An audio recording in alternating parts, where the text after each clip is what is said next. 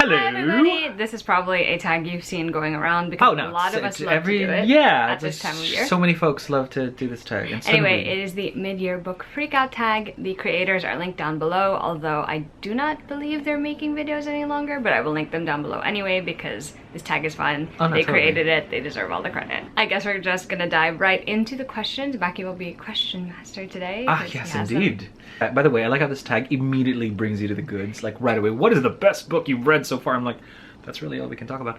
I'm gonna start. What is the best book you've read so far? And I'm gonna have to say it is Rule of Wolves by Lee Bardugo. Well, on the one hand, this is almost half a cop-out because I have not been reading like actual novels. It's really been graphic novels all year. Still counts. For me, but it definitely does count. And even amidst all of the bananas graphic novels that I've read that are all just magnificent on their own, even manga, this has to be, for me, the best one. Payoff, build up, character development, the investment of years. Lee Bardugo has done a spectacular job, so much so that we did 4 straight hours of podcasting. We'll link that down below for you guys. So what's your best book of the year so far? I actually have 2. So I'm going to start with one that I read earlier in the year, which is Eva Evergreen, Magical Witch. I feel like I've been talking about this book so much because I loved it so much. Good. It's basically about Eva Evergreen. Her magic is not quite as potent as her mom's, but she's still determined to, you know, get her... Be the best witch she can be. Basically get her permission to be a witch on her own, like without guardianship. And so she has to pass some sort of trial, which is very similar to Kiki's Delivery Service. So she goes off to this town and she has to help them in the way that she can. And it's just so wholesome and lovely and sweet, and it's so magical, and I really, really enjoyed this book. The other book that deserves a shout out is, wow, I just realized Kristen's going to be thrilled because I feel like 3 years in a row I've mentioned a book that she made me read. I mean, so The Way of Kings by Brandon Sanderson is the first book in the Stormlight Archive. When I started this one, I was kind of like, I'm gonna like it because I do like Brandon Sanderson's writing and I do like the way he tells stories. But I was also Smedley. It's a almost 1,000-page book, and I'm like, that's a lot. You know what I mean? But when I read this book, I found it so intelligently written. Like the world building, the lore, the characters, the plot, everything about it just really came together so perfectly. And considering this is a book set during a wartime era where like almost every chapter involves some sort of battle or skirmish, I was like, I don't know how I'm gonna feel about that. Turns out that I do not mind it when it's written like this. So definitely loved The Way of Kings and very much looking forward to reading the rest of the series. Yeah, good job, Smedry. It's gonna be good. Alrighty, so best sequel you've read so far. Actually, Rule of Wolves is one of the 2 books that I would include in this because we've discussed this on the podcast. And basically, Mackie already said a lot about it, but all I want to say about it is this is like the culmination of years of stories. Yeah, it's a lot of things from all of Lee's other books are woven together in this particular book, and I think it was done very masterfully. It wasn't a perfect read for me, but I do think it was an excellent sequel. It was a perfect read for me. I didn't include it.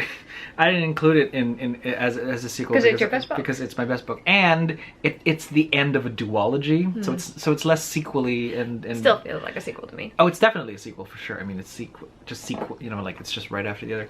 But we have the same other answer though, and I'm pretty confident about this. So let's bring it out to nobody's surprise. Chain of Iron by Cassandra Clare. Pretty. You know, like this is the Fairloot edition, the black and silver one. Because it's so pretty. We also have one that's right above Mackie's head over there. You can accessible. Probably see it. Anyway, Chain of Iron is the second book in the Last Hour series, which is Cassandra Clare's latest solo series. That's right. And it is set in the, I want to say, Edwardian era of London. Centers around, mild spoiler alert, centers around the generation that comes after the one in the Infernal Devices. A lot of them are because generations come and go. A lot of them are the children of those people in the Infernal Devices. Of all the second books, of all the trilogies and sagas in so far, even for the year, and even almost even all time, this actually ranks pretty high. I would say so. And even within the series canon, right? Sure. So I'm looking at Lord of Shadows, I'm looking at City of Ashes, What's Their Clockwork Face? Prince, Lost Book of the White, I guess? Lost Book of the White. Yeah, this is easily Cassandra's strongest second book pretty much ever, think so, I want to too. say, Cassandra Clare. And I've seen a lot of second books going around. And again, this is pretty top tier. So as far as sequels We've also go, done an entire episode about and we've this also book, done so, an entire episode of this you know, book. I could also link that down below. So to nobody's surprise, this gets best sequel. Yeah, I'm not surprised we both picked the same one. I had a feeling you would pick it too. Right. All right. Now, question number 3. What's a new release that you have not read yet but want to? You can go first this I am time. going to go first. So the Thrawn Ascendancy series has been out for a while. Book 2 has been out for I think it was out this year as well, with Book 3 probably coming out at the end of the year. I have no idea. I don't keep up with Star Wars. I know, and it's written by Timothy Zahn, who created Thrawn back in the day in the non-canon universe anymore, but Thrawn is in the current one now, which is cool. It tells sort of like his backstory, so I have been meaning to read that. Cool. Now that all the cards have been dealt in the what's canon, what's not canon, let's see what Thrawn actually sort of comes from. Now that we know he's part of the thing, and special mention again to David Baldacci, who is my go-to non-fantasy, non-YA, non-middle grade kind of a writer. departure for you, it's right? 100% a departure. Like, you wouldn't even think that I would read stuff like that. Like, you would think I would read like Dan Brown or something like that, because Which apparently I've read more than. Which she's read more than I have. But the Adley Pine series, Daylight, just came out. Book 3 of 4. Book 4's coming out maybe end of the year. And it's about the story of this FBI agent whose sister was kidnapped. Twin sister was kidnapped when they were children. And years later, she's found reason to believe that her sister could maybe still be out there. And if not, at the very least, her killer is. Or at least she assumes that her sister was killed. So I am very excited to figure that out. Book 2 just ended with a pretty huge reveal, and I thought, okay, this is nice. It's a family piece after all. So looking forward to that. What about you? What I have a couple of books. One of them I've actually mentioned. I just haven't gotten to it yet, even though I intended to in June. So the first is The Jasmine Throne, which is by Tasha Suri. This is about a princess and a maidservant who end up teaming up in order to topple an empire, which, as one does, sounds brilliant, when you've honestly. And then we have another relatively recent release, The Nature of Witches, which is by Rachel Griffin. This one is obviously a witch-centered book, but what makes it different from the others is that it's about elemental witches. Ooh, and I'm very excited about that because I love elemental magic, so I think it's going to be very fun. Who doesn't? Well, it's more seasonal, but close enough to being elemental. And last is The Ones We're Meant to Find by Joan Hay, which I am reading in July, hopefully, fingers crossed. These are a lot of female-led stories. This one in particular is a sister story where a young woman wakes up on an island. She doesn't really remember much except that she knows she has a sister and that they've been separated. So I'm very eager to find out what exactly is going on. I've heard it's like a mishmash, sort of like sci-fi and fantasy, so definitely eager to check that out. Awesome. Okay. Question number 4. Not to say there aren't a billion more. Well, question number 4. Most anticipated release for the second half of the year. Okay, I have 3 that I'm going to mention, even though I have like a billion that I do want to read. Actually, you know what? I'm going to say 4 because there are 4. I have 4. Okay, I have Kingdom of the Cursed by Carrie Maniscalco. That is the sequel to Kingdom of the Wicked. After the events that take place in that book, I'm very curious to see where that story, and I think it's the end of the story, is going to go. Another sequel is Our Violent Ends, which is by Chloe Gong. That is the sequel to These Violent Delights, which is like the Romeo and Juliet inspired story set in 1920s Shanghai. Again, after the way it ended, I'm kind of like, well, where are we going now? Because, you know, gotta find out. Another sequel is When Night Breaks, and this is by Janella Angelis. That book is the sequel to Where Dreams Descend. It's about a female magician who decides to compete in a competition using her magic, except that people generally frown upon that because it's a very male-centered thing to participate in these competitions, except that apparently there's more lurking beneath the shadows than anyone ever realized. So I'm very curious to see where that goes. And the last one is not a sequel, but it is set in a world that is familiar to a lot of people. And it's Once Upon a Broken Heart, which is by Stephanie Garber. This is her new book set in the Caraval world, but it follows characters. There are characters we've met before, there are characters we've heard mentioned before, but this is the time we get their story. So it's about Evangeline and Jax and their sort of relationship. And I'm very excited to read that one as well. That's hot. All right, cool. I have a few things I'm looking out for. So The Visitor, right? Animorphs graphic novel number 2. Oh, it's coming out. Cool. In my head, I'm like, they better step up production because there's like 50 Animorphs books. It's gonna take forever. I don't want to be like in my 90s or something before by the time this thing. Because I remember the Animorphs books sort of came out like at least 2 a year, 3 a year, right? So they could do that. But definitely looking forward to that for any Animorphs fans out there. The first book was absolutely faithful to the original, and to see the, I mean, it's the art style is a little for kids, but they look gorgeous and either way. So to capture that, their facial expressions and whatever, it's just heartbreaking and heartwarming at the same time. Okay. All right, Old Guard Tales Through Time course, is, I want to say, ending maybe this year, or at the very least issues 4 and 5 are coming out, and the last one that came out is easily my favorite. It's the vignettes and tales of just sort of like their very long-lived lives. Sure. These immortals who just gather together and decide to be sort of like heroes in the shadows, basically, because they just can't be killed, and the drama and camaraderie and heartbreak behind all of that. So watch the Netflix one; it's really, really great. Daughter of the Deep by Rick Riordan is coming out this year. Now, hopefully, I get to finish up on Lester's adventures. At least you're almost done. I'm like, for those of you who don't know, Lester is Lester Papadopoulos, are the human. Remember when we said we were going to read incarnation of the god Apollo, could still happen, who has been punished by Olympus to just you be a pimply teenager again, and he's like, oh no, what am I gonna do? And there were 5 books. That's done. I'm assuming Daughter of the Deep is happening after those things. No, Daughter of the Deep has nothing to do with the Greek mythology books. It's actually 20,000 Leagues Under the Sea inspired, so it has nothing to do with the rest of the Riordanverse, at least as far as I am aware. I love that I don't get spoiled, but in a good way. This is perfect. Okay, cool. So definitely looking out for Daughter of the Deep. And then lastly, Garth Nix is coming out with Terseal and Eleanor. Oh, yeah. The parents of Sabriel. Now, we know what happened there, for those of us who've read Sabriel. So for them to release this kind of, just like, what is... That's a great cover, too. It's a magnificent cover, and I'm sure it's a beautiful story. It's just, come on, Garth. Like, are all of the Old Kingdom prequels just terribly sad in hindsight? Still, I'm gonna read it, because I think of all the Garth Nix series and books sets, the Old Kingdom like universe is just the only one that I've been super faithful at, like knocking out of the park.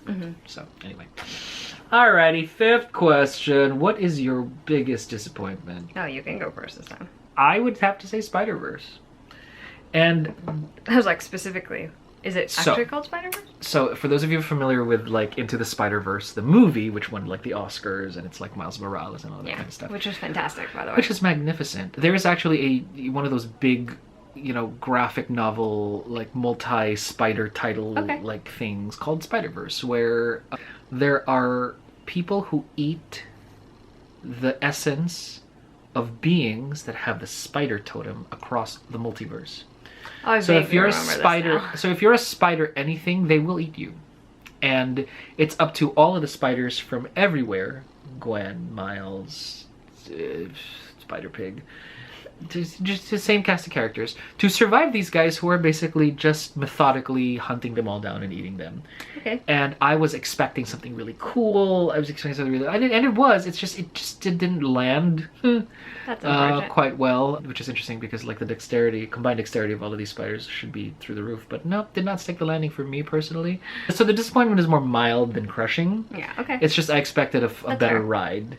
But instead I got like way too many pages. It's like 600 pages of graphic novels, and maybe that's probably part of it.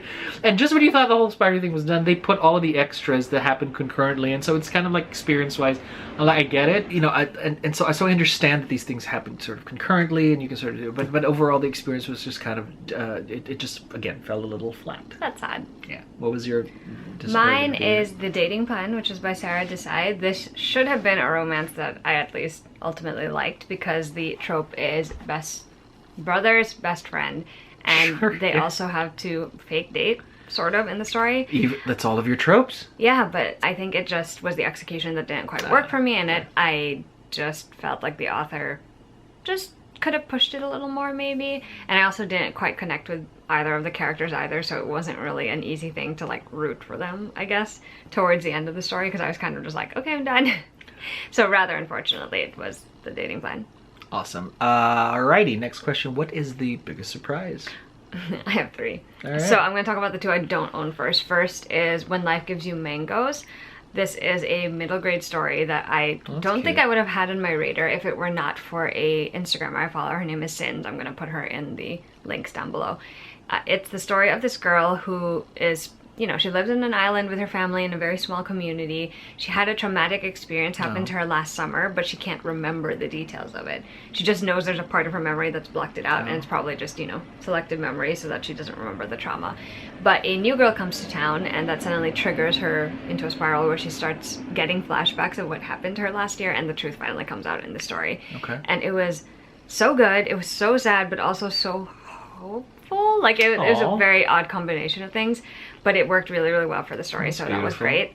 I also really enjoyed Somewhere Between Bitter and Sweet. This one is a YA book where the main character doesn't quite want to follow the path that her father and her mother want for her, and instead she wants to sort of collaborate with them in the family's restaurant. Right. And they kind of kick her out, and so she has to make her own way, and she crosses paths with this other guy who is also dealing with some struggles of his own, and then together eventually they work things out for themselves. Also very great. The other book that I want to mention that was a real surprise, I knew I was gonna like it, but I just don't think I anticipated enjoying it as much as I did, and that book is Dial A for Aunties by Jessie Q. Sutanto. Yeah, this was so much fun. It is the most ridiculous, most outrageous story, and it is perfectly suited for being like a comedy film. But essentially it is about a main character named Maddie, and she goes on a blind date that her mom set up for her. He gets a little handsy, and so she inadvertently tases him, and they get into an accident, and the dude dies. And so she ends up telling her mom, and her mom tells her aunts, and they all try to collaborate to make sure the body isn't found, like they can disappear the body, except that things kind of go awry when the body accidentally gets shipped to the island where the biggest wedding of the year is happening, and they happen to be working that wedding. And so it's just shenanigans on shenanigans, and it was hilariously fun for me, and I just enjoyed it tremendously. So that's magnificent. It was a very fun story. I'm sure you recall. I do. It's actually sort of like a fun time. My biggest surprise of the year would have to be X of Swords. So Jonathan Hickman, and only because the concept, the gladiatorial sort of like, these are the X-Men, and suddenly there's these people. I mean, X of Swords combined absolutely everything that I love. It's all of the X-Men. Okay. It's an insane backstory. It's a crazy plot. It's amazing lore. Swords. I think they're like swords. A tournament. I love that will decide the fate of pretty much the whole kind of world. And so it was such a surprise to me because I did not expect, like, you come in expecting like a 5-star like thing, they give you like 12 stars. It's really sort of my deal. So that's why, to me, this whole Jonathan Hickman run has been just a breath of just magnificence, I want to say. Cool. And the surprise comes not from the fact that I had a good time, but the fact that I had a time that was this good. You know, it's just, you didn't, like, you don't expect this much good stuff if you're me, and I did get it, so it's wonderful. Almost halfway done. Favorite new author or debut, or, you know, whether debut author or new to you. I'm gonna start. So I've had Trese on my shelf. For those of you who don't know, Trese is a Filipino graphic novel written by Budget Tan and illustrated by Kadjo Baldissimo. And you know, Budget and Kadjo are sort of like pillars of like local you know, graphic. Fair. Like they're one of the greats sort of back home. Just because Trese was such a brilliant landmark piece of taking all of the known urban myths and legends and local myths and provincial myths and all that stuff and weaving them into like a story that everybody could sort of relate to. And, you know, at the center of all of that is Alexandre Trese, who is sort of like the one bridge between the underworld and the human world. So to me, you know, the hype is real, apparently. Whilst I love what Netflix has done with it, and I know a couple of the writers. Well, one of them, you know, is a friend from college, and they did a magnificent job. I think so. But Budget's actual like writing and the way Kadjo sort of like interprets it is a thing of its own. There's a darkness to it. There's a poignancy to it that is so I can't even, like, Filipino. I want to say, which is a good thing. Which is great, and it shines narratively, and so I'm a fan of this person, of their minds and their creativity. I mean, I think you should be. I have a couple of authors I want to mention, but I've only read one book from each of them, so I'm gonna say that their books have convinced me to read more of their books, which I think is always a promising and good thing. So there's Sarah Kuhn. She wrote From Little Tokyo with Love, which is a YA contemporary that I really, really enjoyed. There's Julie Abe, who, as I mentioned already, wrote Eva Evergreen, which is obviously one of my favorite reads of the year. The other author that I want to mention is Elizabeth Acevedo. She wrote The Poet X, which is the book that I've read from her, and I also really, really like that one a lot. I think she's just very good at capturing a very personal story, but also making it so it feels universal, and I think that's a talent that not many people have, so very nice. Excited to read more from all three of them. Awesome. Okay, cool. Question number 8. Who is your newest fictional crush? I'm allowed to say no. All together. Right? Yeah, all together? Nobody. I was telling Mac it's funny to me because most of my fictional crushes already were pre-existing, so I can't really... Yeah, I just got reinforced. And even then, like now, I find that it's very rare for me to actually get fictional, like a real crush. Favorite characters is one thing. Oh no, like, yeah, but like with somebody that you're like super crushing on, and I sort of forget everyone that I sort of crush on until I see them again. I'm like, oh my god, you're so crushing, and then it's more like an you're cute, out of mind, versus like as opposed to please marry me and have my children. Yes. Like it's a different kind so of. Yeah, we're out this year, I think. All right, newest favorite character. Oh, this I can give you an answer to. What do you got? Eva from Eva Evergreen. Oh, because I just love her. I feel like I could relate to her so much, and I feel like we would have been friends. Like if I were her age and we were in the same world, we would have been friends. She just cares so deeply about people, and she wants the things she wants so badly. Oh, sweetie. For me, her journey is so relatable because she can sort of see what she wants, but she can only see one path to get there at first. And that's frustrating to her because it's a path she can't traverse easily. Right. But then when she realizes there's another way to like sort of go around things, and she'll go for it. So I love Eva. Clearly, in case you couldn't tell. My newest favorite character is Zoya Nezulensky. Zoya! And although some people have been like Team Zoya from like day one because they totally understand her. I was Team Zoya from King of Scars. Yeah, but even then for me, you know, I was Team Nezulensky Lansov. Like that was my deal. Mackie was all ready to put like campaign posters. I was ready to put campaign posters for the real. Back then, I was like joking about who's the real King of Ravka. I still campaign for that. Like that's like nothing has changed. I would still campaign, right? However, after the events of Rule of Wolves, I think she's, you know, to me, she's like, all right, you're in the club. I love you. You're awesome.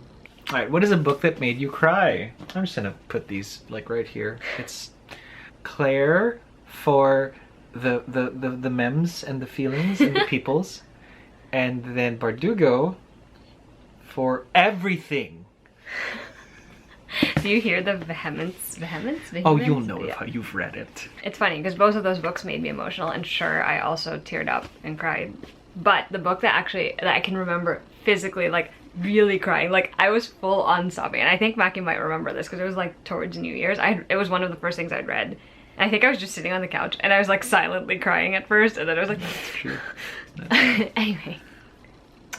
No, Can you tell why I love this book? Like legitimately, I did not think I was gonna cry. That's the thing. I would never have anticipated that, but I was like bawling my eyes out. So wholesome. So, this book. you know. I say that like I've read it, but you know, gotta give props where props is due. All right. Well, those are the books that made you cry. What are the books that made you happy? Easy. One Last Stop by Casey McQuiston. This book made me so happy because this author really captured what it feels like to live in New York and be in New York in your 20s.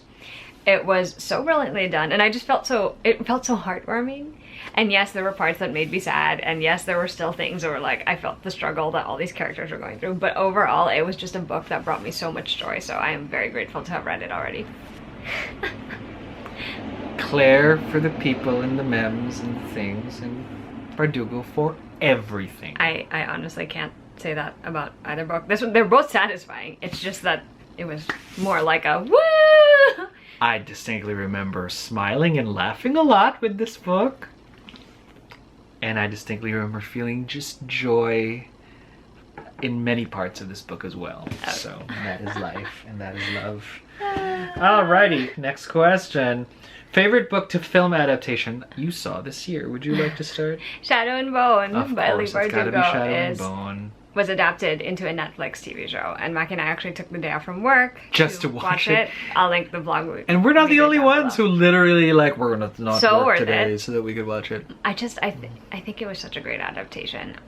For me in general, when any property is adapted from one format into another. I always anticipate there being changes, things made different, you know. You can't tell the story the same way using a different format because you need to do certain things, and that's fine. And I, for one, really quite enjoyed what they ended up doing with, you know, Shadow and Bone. That entire Grishaverse, it was so great. They made me like Mal more than I already liked. They made me care about Mal and Alina. Yeah. And not that we didn't care about them before. It's just it just heightened the care. There was no for us there was a deep urgency. No. But now it's like, what's gonna happen? You know, it was just great. So even though we knew what was gonna happen, it was kind of like, why? So there's that. I would just like so same Shadow and Bone definitely was definitely a highlight. But I do want to mention and shout Tressa out again because it was also pretty good. Tressa was really good. Such a great thing to have that, like, you know. And then I also, again, this is old, but I rewatched it again this year, and to the point when I remembered that, oh my gosh, this comes from a graphic novel, not a graphic novel, a manga actually, and it's The Edge of Tomorrow. I knew you were actually. I'm not a huge Tom Cruise fan, but I am a big Emily Blunt fan, and to have those two sort of play sort of like the American version of this manga, because in the manga they were younger adults, right? Just like in the early 20s at the very least. You know, it was like it's good. It's a good Western take, I want to say. So not to be compared to the original source material, but the essence of the sort of like the live, die, repeat. See what I did there? Thing was pretty good. So I like that. I like they captured that. All right. Favorite review you've written this year? Booktube or otherwise? I am not gonna say a review. I do have a favorite thing we've done this year. It's not even a video either. Probably the same thing I wrote. I don't know if it is. Just go say it. I actually have two. Okay. So it's obviously the two bookish breakdowns we did this year. That was my Chain of Iron and Rule of Wolves. But I think if I were gonna pick one of the two, it would be Rule of Wolves, just because I think it was so 4 hours. I mean, it wasn't just because it was 4 hours. It just felt like such a satisfying discussion. I don't know why. I think it's just because we went very deep. We did a very deep dive into it, and I think it was just fun.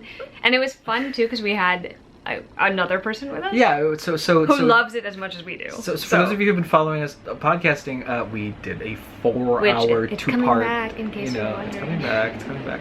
Right, it's a 2-part podcast, 2 hours each of just sort of us breaking Rule of Wolves down. So intense. And just it was everything that we loved about it, everything that we just adored about the writing and everything. So that is my favorite thing that we've done so far. I think it was fun too because most of it wasn't planned for us. Like a lot of the discussions we got into were just things that organically came out of what we were saying to each other. So and it was fun too to hear like everyone's different perspectives on what their favorite parts were. So technically it is a review. Kinda. I don't know if I would count that as a review though, because it was more like a spiral. That's true. Very deep. Down very into, crazy. Fandom land. All right, now most beautiful book you've bought so far this year. You want to start on your side? I'm gonna say this edition of The Secret Garden that I just got in the mail the other day. It is beautiful. See this? It's got this. It's got the back. That's pretty. The edges are purple. The end papers look like the box. Like really, there's no competition. That's gorgeous. Pretty books. So that's lovely. This is the prettiest one I got this year. This is the prettiest one I've sanctioned. To be fair, this stiff competition. These are the Illumicrate Infernal Devices. Look at them foils. Look at the colors. Look at those colors. Let's take one out. Oh, and they got sprayed edges. Crap. Okay, let's. You know what? Let's just go through the whole thing.